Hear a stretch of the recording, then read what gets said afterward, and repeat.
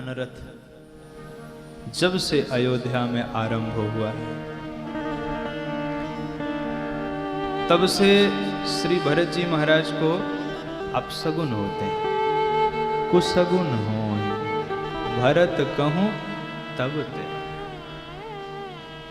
रात्रि में भरत जी महाराज स्वप्न देखते हैं, अयोध्या वीरान है, महाराज दशरथ की मृत्यु हो गई है, राम का वन गमन हो गया है। और जब प्रातः काल श्री भरत जी उठते हैं, करोड़ों प्रकार की कल्पनाएं मन में आती हैं। ये अपशगुन कैसे शांत हो? तो शिव अभिषेक करते हैं रोज। शिव अभिषेक करें नित्य। केवल शिव अभिषेक नहीं करते, विप्र जेवाएं देहि बहुदाना, ब्राह्मणों को भोजन कराते हैं, दान देते हैं और सबसे एक फल मांगते हैं कि भैया मेरे सीता रामचंद्र जी प्रसन्न रहे, मेरे प्रभु के चरणों में मेरी प्रीति हो, अयोध्या में कोई विघ्न ना आए। और अचानक इतने में ही वो दूत पहुंच गए। दूतों ने कहा महाराज आपके गुरुदेव ने आपको तुरंत बुलाया है। तुरंत बुलाया है? कोई घटना तो नहीं घटी अयोध्या में? दूतों ने मुख दूसरी ओर कर लिया। भरत जी को लगा कि अगर इनसे मैं पूछूंगा तो कहीं ऐसा ना हो कि कोई अपशगुन, कोई ऐसा समाचार सुना दें कि मेरा अयोध्या पहुंचना मुश्किल हो जाए। तुरंत रथारूढ़ हुए हैं और इतनी तीव्र वेग से भरत जी चले हैं, नाघत सरित, नदियों को तो ऐसे पार करते हैं कि घोड़ों की टाप पानी में डूबती ही नहीं है। वनों को ऐसे पार करते हैं, पहाड़ों को ऐसे पार करते हुए चल रहे हैं कि इतनी तीव्रता से श्री भरत जी अयोध्या की सीमा में पहुंच गए। बार बार मन में आता है पूछूं तो सही इससे, पर जब भरत जी देखते हैं तो वो जो सेवक हैं उनके आंख से अश्रुपात होने लगता है। भरत जी पूछते नहीं हैं और भरत जी का अयोध्या जी में प्रवेश हो रहा है। अयोध्या की स्थिति कैसी है? लागति अवध भयावनि भारी। आज अयोध्या मधुर नहीं भयानक लग रही है। लागत अवध भयावन, घरमसान परिजन जनु भूता। घर घर नहीं लग रहे हैं, घर शमशान लग रहे हैं। और परिजन जनु भूता। भरत जी को लगा आखिर ये क्या हुआ। भरत जी ने देखा कि वृक्ष जो हैं वो जैसे पतझड़ में, जैसे दावाग्नि लगने के बाद वृक्ष सूख जाते हैं, अयोध्या का एक एक वृक्ष सूख गया है। भरत जी को लगा अरे ये कोई दावाग्नि लगी क्या? अगर अयोध्या में आग लगी तो किसी ने बुझाया क्यों नहीं? भरत भैया कौन बताए, ये राम विरह की अग्नि है, इसे कौन बुझा सकता है? तो राम विरह, परमात्मा का विरह तो ये पेड़ पौधे भी नहीं झेल पाए। अयोध्या के पेड़ पौधे सूख गए, ऐसे लगा मानो आग लगी हो। सरयू मैया का जल जो कल कल कल्लोल करता, अपनी प्रसन्नता का अनुभव करता था, आज शांत पड़ा हुआ है।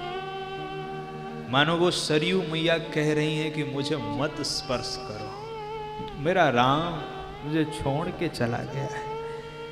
मेरे तट पर, मेरे तीर पर जो खेला करते थे वो राम मुझे छोड़ के चले गए। अयोध्या के जो सरोवर, जो अवधवासिनी ललनाओं से भरे होते थे, आज वो सरोवर जन शून्य है। अयोध्या के वो चौराहे, जिन चौराहों पर इतनी भीड़ होती थी, जहां से राजनैतिक क्रियाकलाप होते थे, उन चौराहों पर नहीं है कोई भीड़, सुनसान। केवल 2-4 लोग खड़े हैं, और वो भी श्री भरत के पास नहीं आ रहे हैं, वो दूर से ही भरत जी को प्रणाम कर रहे हैं। भरत जी ने सोचा, जब मैं पहले आता था तो माताएं फूलों की बरसात करती थीं, आज तो अट्टालिकाएं शून्य हैं, यहां कोई है नहीं। आज कोयल की आवाज नहीं, आज कौवे का चीत्कार सुनाई पड़ रहा है। लेकिन कौवे के चीत्कार में आज कर्कशता नहीं है, एक करुण क्रंदन है। भरत जी विचार कर रहे हैं कि क्या हुआ, अब मैं कहां जाऊं कि मुझे सारे प्रश्नों का उत्तर एक जगह जाने से मिल जाए। भरत जी ने सोचा, मेरे प्रभु सबसे ज्यादा प्रेम मेरी मां कैकेयी से करते हैं। पक्का है मेरे भैया राम मेरी मां कैकेयी के भवन में होंगे, और जहां मेरे भैया होंगे वहां मेरे पिताश्री भी होंगे, वहां सब माताएं। तो अगर मैं मां कैकेयी के भवन में जाऊं, मुझे एक साथ सभी के दर्शन हो जाएंगे। यही विचार करके श्री भरत जी कैकेयी मैया के भवन में जा रहे हैं। लेकिन लोगों को तो कुछ और ही लग रहा है। कुछ लोग कह रहे हैं जरूर इसमें भरत का हाथ है, भरत का हाथ ना होता तो ये आते ही सीधे अपनी मां के भवन में क्यों जाते। कुछ लोग कह रहे हैं अरे तुम्हारे पुण्य नष्ट हो जाएंगे जो ये कहोगे, भरत तो राम को प्राणों से प्रिय हैं। तरह तरह की बातें, पर उस वीर व्रती को क्या लेना, वो तो स्पष्ट कह चुका है, जान ही राम कुटिल करी मोही, कहीं लोग गुरु साहिब द्रोही। मुझे संसार को सुखी नहीं करना, मुझे परमात्मा को प्रसन्न करना है। क्या फर्क, जो कहना है वो कहें। श्री भरत जी सीधे अपनी मां कैकेयी के भवन में आए, और कैसी विधि की कठोरता है कि महाराज दशरथ का पार्थिव शरीर अभी तेल की नौका में रखा हुआ है, अभी घर में मृतक शरीर रखा है, और कैकेयी आरती उतारने आ रही है भरत जी की। कैसी कठोरता। भरत जी ने हाथ पकड़ लिया, मां ये आरती रख। कैकेयी मां ने कहा, पुत्र मेरे नैहर में सब कुशल है। मां सब कुशल है, पर तू मुझे बता पहले, तू अकेली क्यों है? आज मेरे पिताश्री क्यों नहीं दिखाई दे रहे? मेरी सब माताएं कहां हैं? मेरे भैया राम कहां है? मेरी मां सीता कहां है? लक्ष्मण कहां है? स्पष्ट भरत जी ने अपने आने का संकेत कि मैं इसीलिए तो आया हूं तेरे पास, नहीं क्यों आता मैं। गोस्वामी जी ने लिखा, कहू कहाँ माँ कहू कहाँ तात, कहाँ सब माता। कहू कहाँ तात, कहाँ सब माता। कहू कहाँ तात, कहाँ सब माता। कहू कहाँ तात, कहाँ सब माता। सिया राम लखन प्रिय भ्राता। कहु सिया राम लखन प्रिय भ्राता। कहु कहाँ तात, कहाँ सब माता। कहु कहाँ तात, कहाँ सब माता। हे माँ, तू अकेली क्यों है? मेरे पिता कहाँ हैं? मेरी सब माताएं कहाँ हैं? मेरे भैया राम कहाँ हैं? मेरी माँ सीता कहाँ है? लक्ष्मण कहाँ है?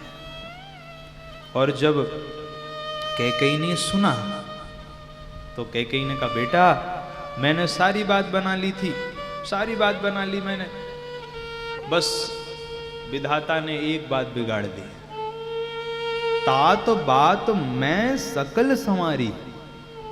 भाई मंथरा सहाय बिचारी, इस बिचारी मंथरा ने बड़ी मदद करी, लेकिन कछुक काज विधि बीच बिगाड़े। देखो ये संसार के लोगों का यही नियम है कि बने तो हमने बनाया, वो बिगड़े भगवान ने बिगाड़ा। भरत जी ने कहा क्या बिगाड़ दिया मां? और तब कैकेयी ने कह दिया, भूपति सुरपति पुर पगुधारे हो। पुत्र, तुम्हारे पिता का स्वर्गवास हो गया। जैसे ही भरत जी ने सुना, धरती पर गिर पड़े। तात तात, हे पिता, आपको यदि जाना ही था तो मुझे अनाथ करके क्यों गए? भरत जी को कष्ट हो रहा है किस बात का? कि मैं अपने पिता का अंतिम दर्शन नहीं कर पाया। भरत जी महाराज कह रहे हैं,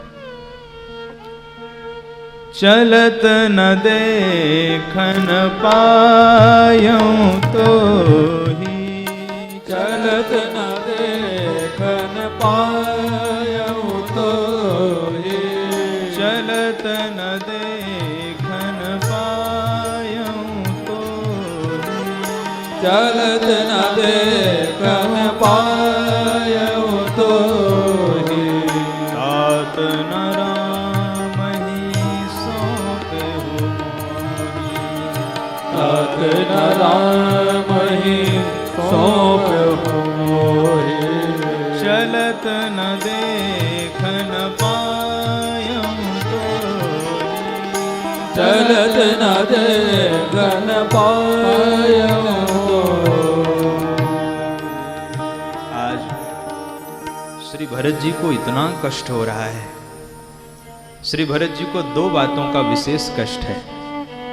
एक पुत्र के लिए इससे बड़ा कष्ट क्या हो सकता है कि उसके पिता की मृत्यु हो जाए और वो अपने पिता का अंतिम दर्शन भी न कर पाए।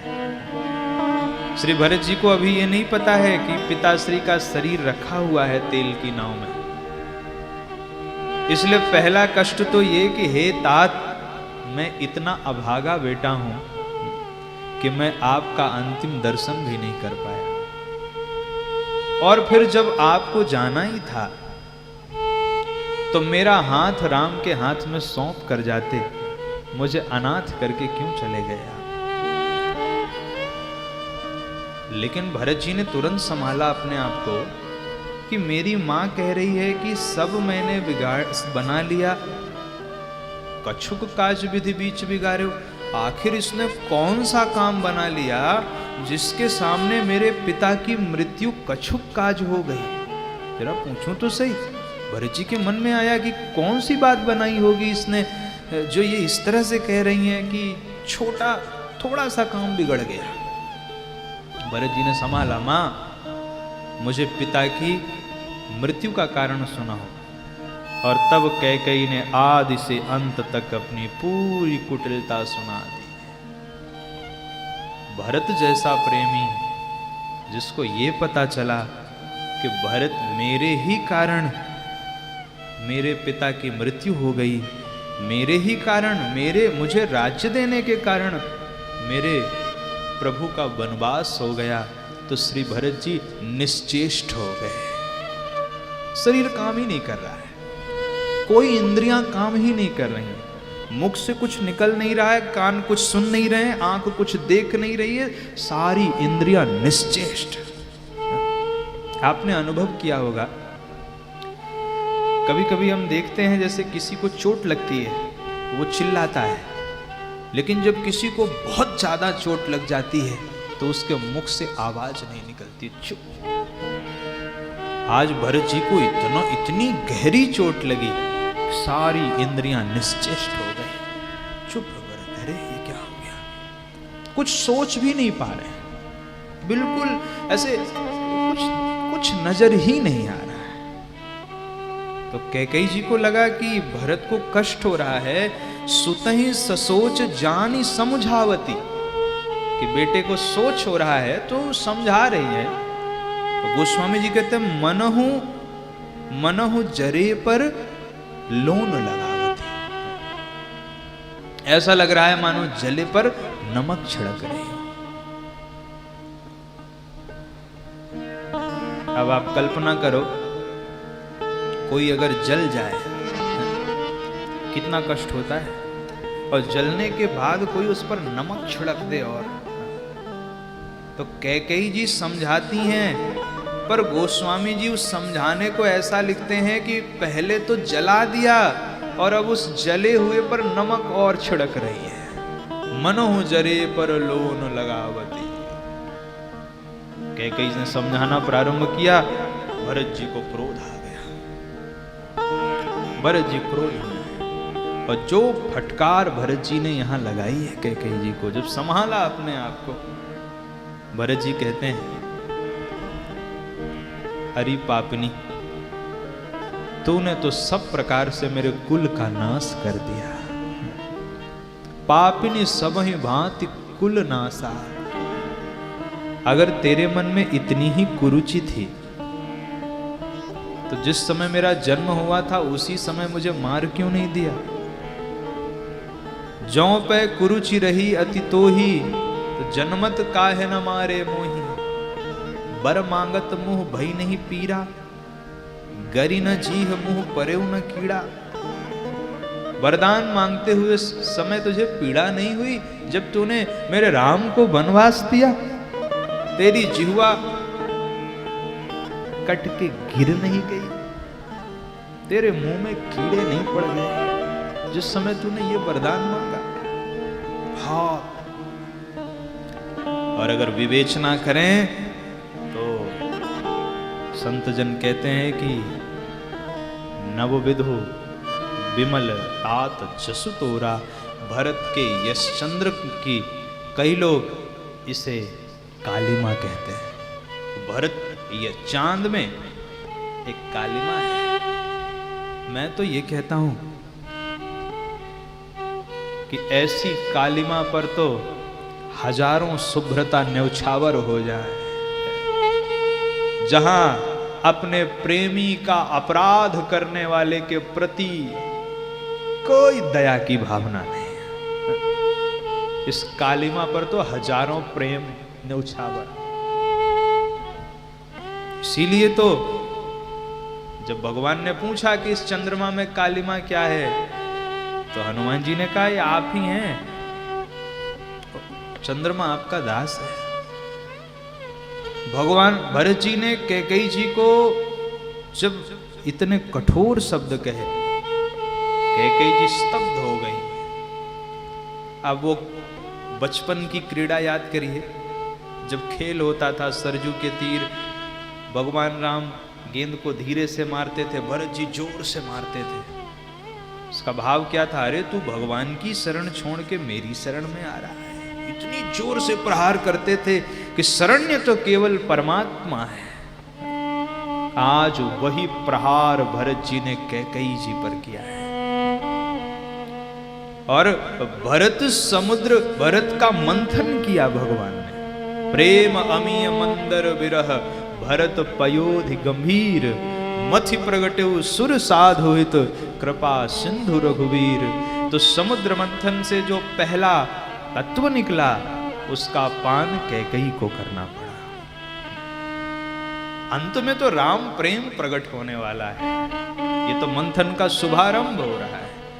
श्री भरत जी शत्रुघ्न जी के संग वहीं पर, और उसी समय सजी धजी मंथरा आ गई, जो उस समय क्या कह रही थी?